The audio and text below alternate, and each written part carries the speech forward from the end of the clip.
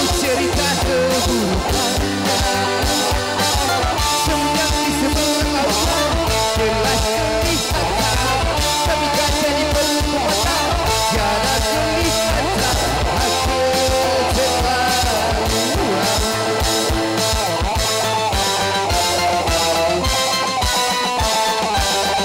Janganlah kau suka membukakan aib sesama. Periksa dirimu, masih adakah kekurangan? Semenjak di sebelah kau jelas kelihatan, tapi kaca di pelupuk mata tiada kelihatan. Aku terlaluan.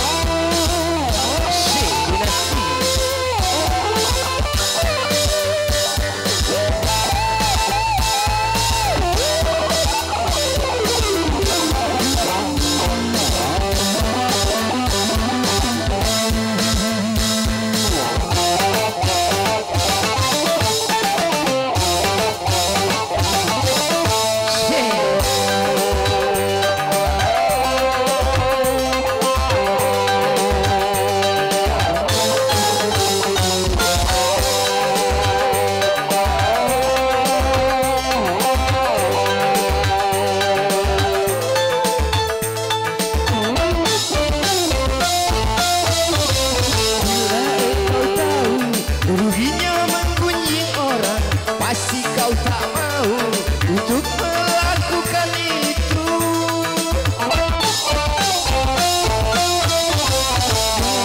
Kau tanggung dosa dari orang lain, sedangkan pahalamu kau berikan kepadanya. Jangan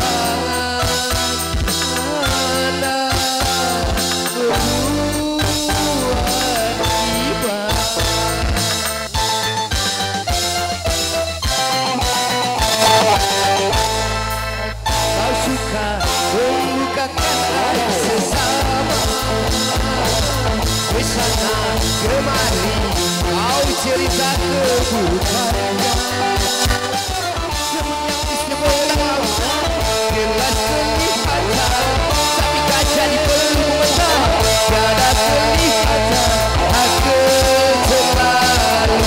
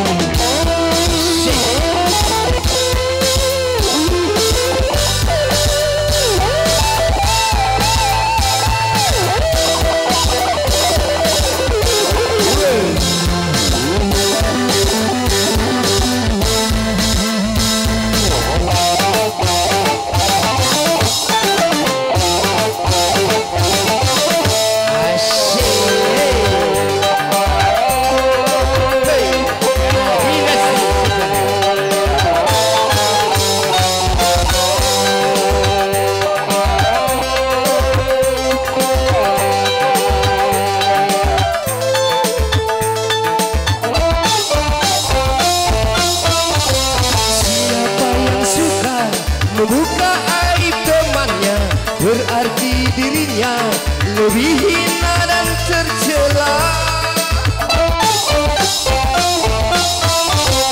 Siapa yang suka menggunjingkan sesamanya berarti dirinya makan bangkai saudaranya.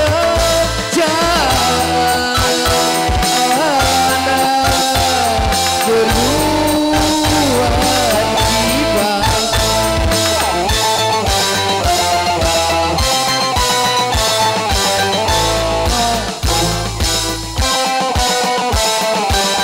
Mengapa kau suka membukakan aib sesama?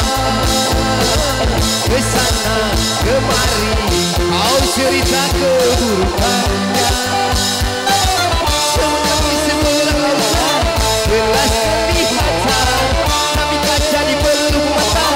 tiada kelihatan aku terlaluan.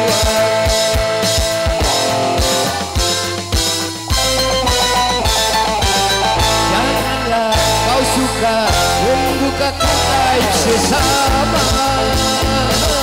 Periksa dirimu, masih adakah kekurangan?